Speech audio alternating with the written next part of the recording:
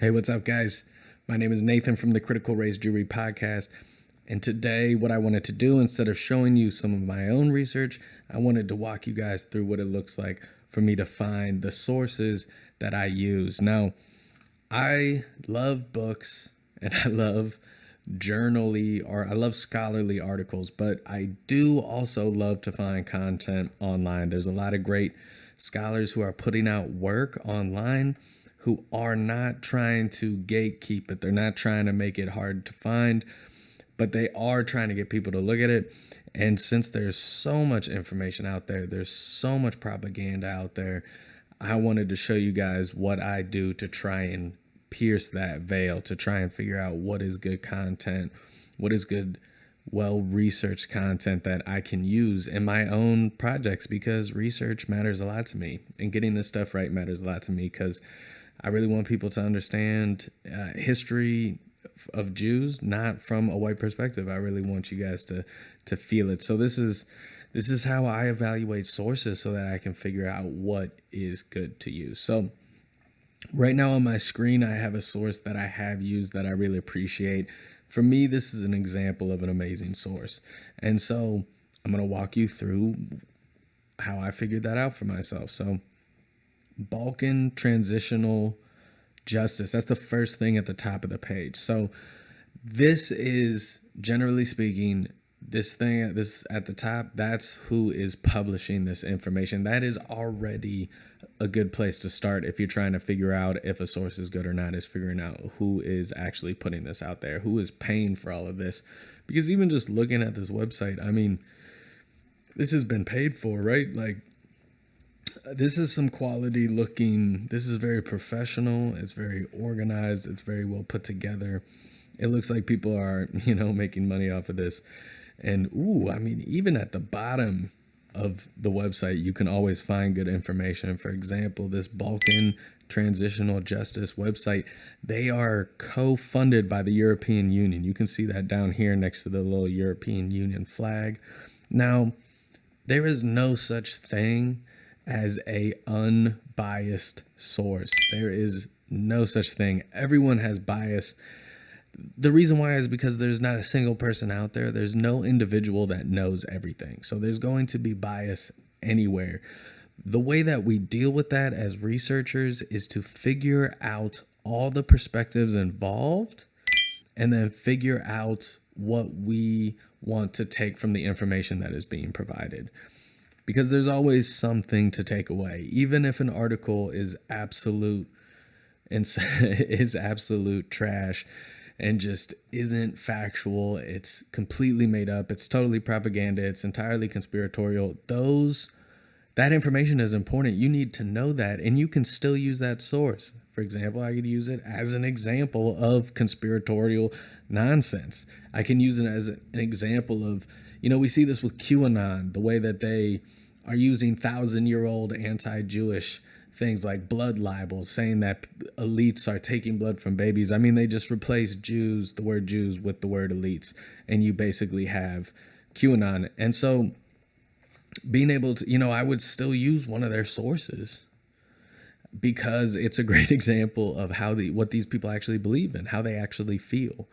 And that is important. You got to understand how people feel, because then you can start to figure out why. So regardless of the fact that there's no way to find an unbiased article, you still got to do research. You still got to figure out how people feel so you can figure out what exactly is going on. So mitigating that bias is the most important thing, and figuring out how to, figure out what's going on. So co-funded by the European Union. The reason why I was saying all that about bias is because the European Union will likely have quality research on their own constituents, on their own nations, but it will also likely just focus mainly on the white perspective of the whole situation. So that's an important thing to understand with the European Union. Just because they're co-funding it, just because their name is on it, does not mean that this is the end-all be-all perspective. Robert Bosch Stiftung, which is also at the bottom. So let's figure out what that is. It looks like this is where they are putting, the folks funding this website. So I'm going to check this out. It looks like this was one of the funders. All right. Robert Bosch, Stiff Tongue. All right, so this is all in German, but up here, thank you, Google Chrome, has a little English thing. Oh, they even have a little language selector on their own website. Anyway, so who is this? What we are working on. So first of all, this looks like a foundation to me. It looks like a guy who's got a bunch of money, so he's giving away money. So let's figure out, what are we working on? Sure. Find out more about the charitable work. Okay, so this is a foundation. So this site is funded by the European Union and then a foundation that does work, it seems like, probably all over the world. All right, let's see what this is, because this is BIRN. That was also published by BIRN. So, this is the group that's really publishing. This is the Balkan Investigative Reporting Network. Okay, the Balkan Investigative Reporting Network. And also, just looking at the website that this was posted on, if I go to home for this original article, let's see what we got. Yeah, tons of news articles about a bunch of injustice. I'm guessing Balkan Transitional Justice is the part of the Balkan Investigative, Reporting Network that deals with transitioning from injustice, which is all these mass killings, towards justice. So that would be openly talking about it. Another thing that I'm noting about this website that I think is important is that if we click on a bunch of random articles on this website, we go to the names of the people who wrote. We got Malika Stojanovic. I don't know these names anyways. We got Malika. We got Preparum, Ilahana. We got all these different authors. And that's important, that this website is not peddling content all from the same author. There is a number of different people. And if you wanted to dig deeper into the types of people that are reporting on this, if you still truly do not trust this website, based on this information, you really can dig deeper into those authors as well. But that brings up the next thing, which is, all right, we figured out Balkan Transitional Justice. We figured out a little bit about what they're about. We have author next. In my personal opinion, this is the order that I generally go. 𝗖𝗛𝗘𝗖𝗞. So let me click on her name on the website. Let's see what we get. We get just the articles that she's written that are also published on this website, but not much information about her. Now, the thing about quality articles with authors who have some qualifications, some credibility, oftentimes at the bottom,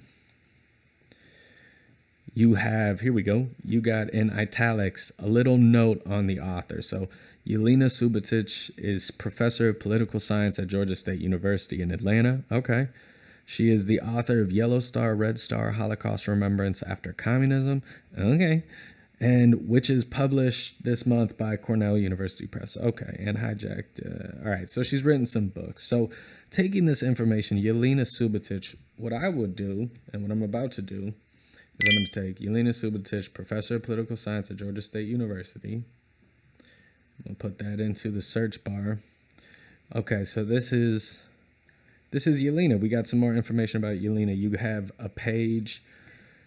The first page is about her, and it is from Georgia State University where she works. And you got all sorts of information. They got a little biography, specializations. You can figure out more about them. Oh, look, you got a URL for her, I'm guessing, website.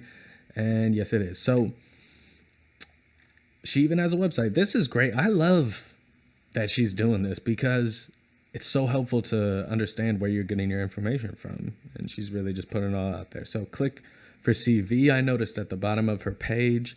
Now, CV is just a weird way of saying resume, in my opinion. So click on that, see what, looks like a resume. A resume of all of her academic work, professional academic work. So we have her education. She's got a PhD, a couple MAs. These are not make or break details for me, by the way. There is no one detail that tells me whether or not a source is good. I add up every single detail so that I can understand the context with which the information was written.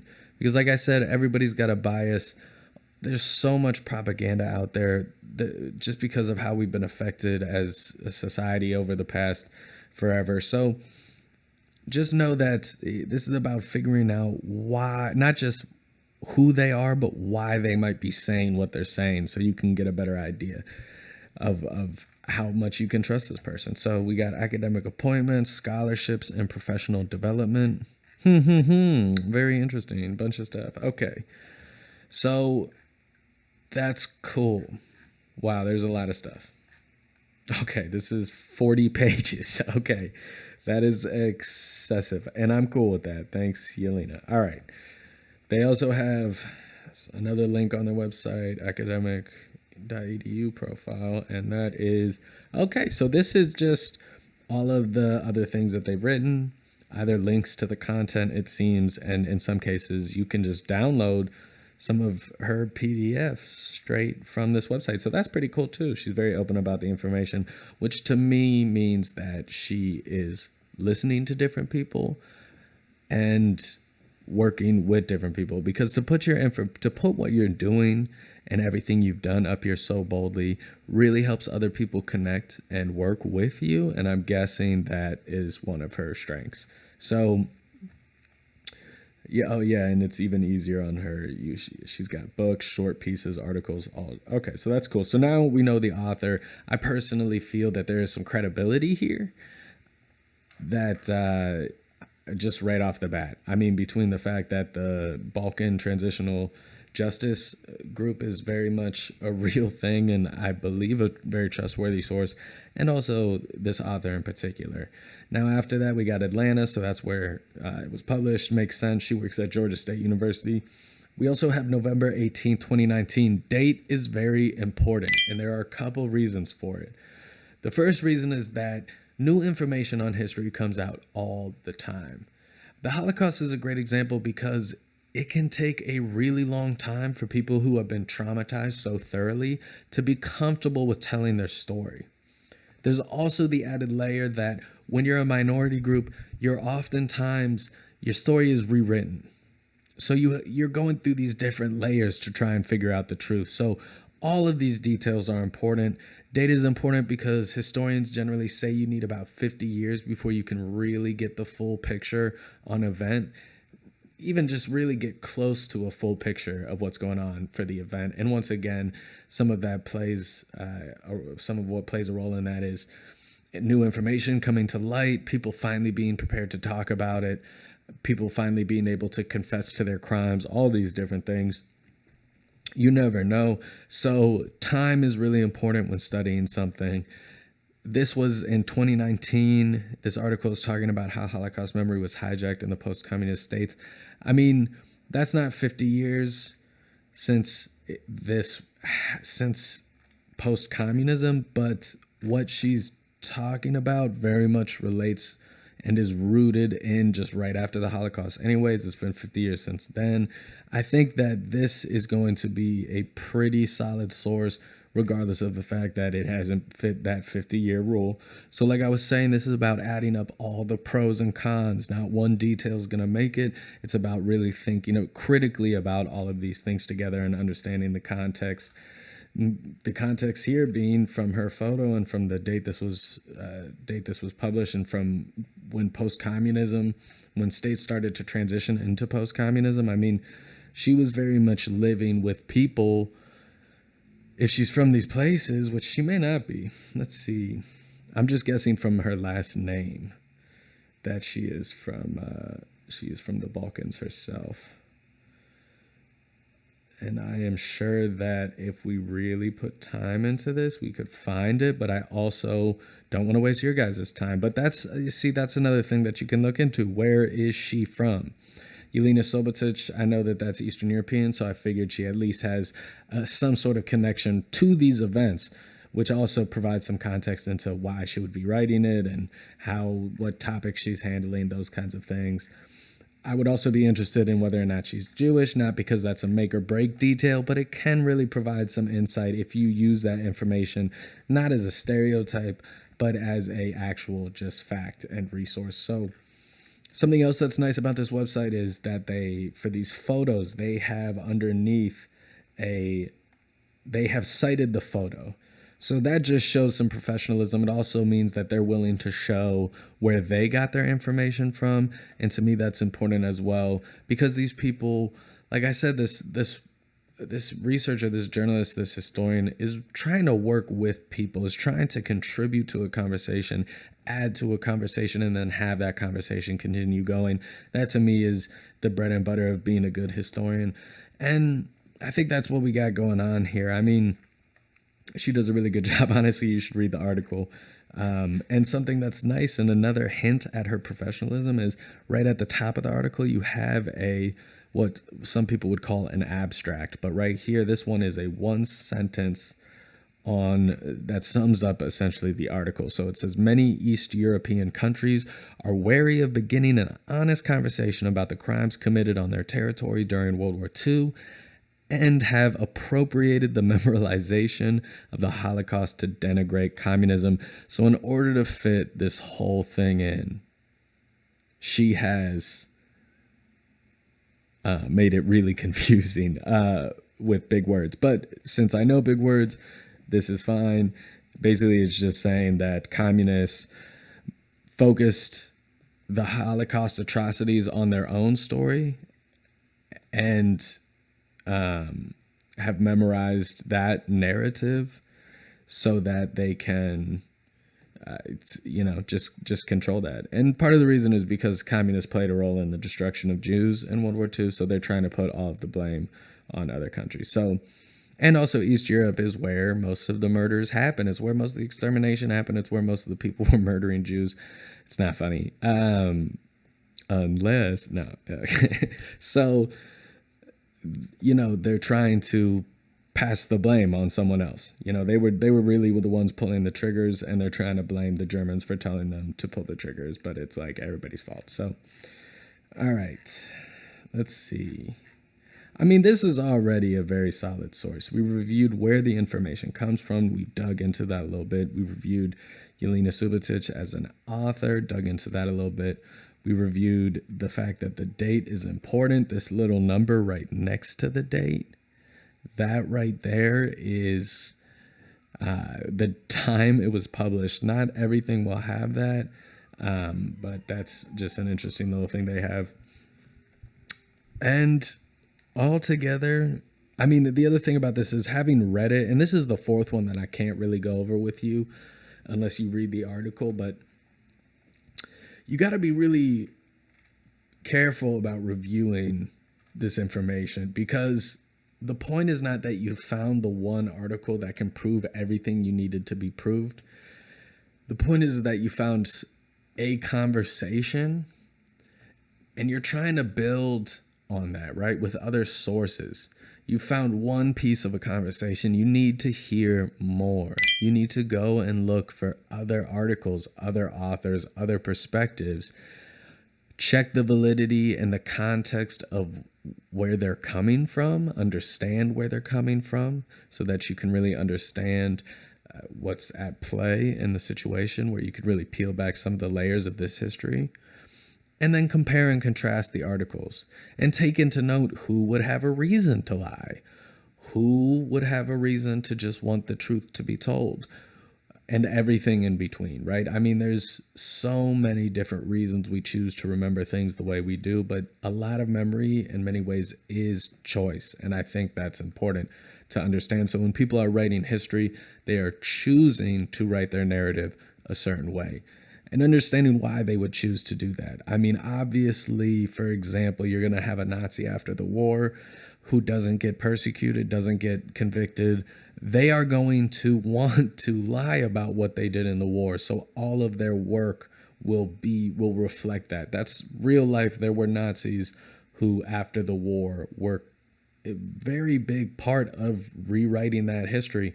Not rewriting, but just writing that history and writing over the voices of others. So that's a real life something you have to really be worried about. And then obviously for someone who is, let's say, not just Jewish, but also perhaps descended directly from the Holocaust, their family really experienced the Holocaust, they might just really want to get their truths out there because for so many of us, they have been rewritten. So that is applicable to a lot of different minorities. I suppose in some ways, this is really for minority people because we just need to make sure that our research is quality because our arguments are important, our stories are important, and I really want us to be able to get them out and be able to have them be decent enough to argue. I'm not saying every single thing you say as a minority has to be absolutely perfectly researched. That would be absolutely insane.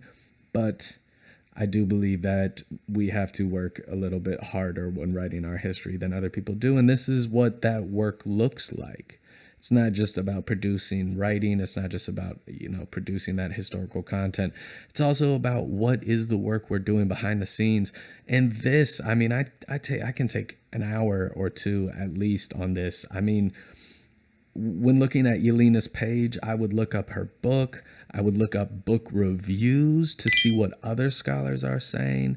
I would see what people have wrong with it, what people have right with it. It just so happens that I've done that, and people are very, people like her book, people like her work. But that's how deep I would go is just continuously looking into it. Oh, what's this? Like down at this page, okay, co-funded by the European Union. Ooh, what's this? Robert Stifftongue? Okay, might as well check that out. Published by Byrne, might as well check that out. Just take the time because it's important. And honestly, you're going to realize why this work is important after you've done it and not known why. Like, you're going to have to do it and be like, this is stupid. And just do that like 60 times before you're like, oh, shoot, I actually really understand why this is important. Starting off is the hardest thing, right? Especially, at least in my experience, it feels like there's this American cultural thing where we get upset when we're not instantly good at something. Research is the same way. If you are like that, when you start research, it is going to be intimidating. It is going to feel like nothing is happening. It's going to feel like nothing is being contributed, but that's because you're really just starting to listen when you just start research. At least that's my experience. I'm really just starting to listen when I start my research, and it just keep asking questions and keep listening is what's so important. So, this is the make or break because obviously this person is coming from a place of where they've studied the heck out of this. So they definitely are going to have good information, and that can help with making sure that the people that you're listening to aren't, let's say, for example, literally like a Hitler person, someone who's just lying through their teeth to get you to feel or believe a certain way. So then we get into the conspiratorial thing of like, whoa, are all professors evilly trying to take over the world as the world global elite? We can talk about that, but I don't think that's the answer. So understanding, with limitations, these people's credentials do matter with limitations. They are not the end all be all. And I also encourage people to get creative with the way that they understand people's credibility. Even a wacky conspiratorial nutcase kind of guy is going to provide a really good source on what folks like him think. And that's important as well, is understanding where the information comes from. And then we can understand how it fits into the story, what the context is. And as you learn all these different contexts, the overall bigger picture starts to become clear, and it becomes easier to write your people's history. And once again, that's particularly for minorities.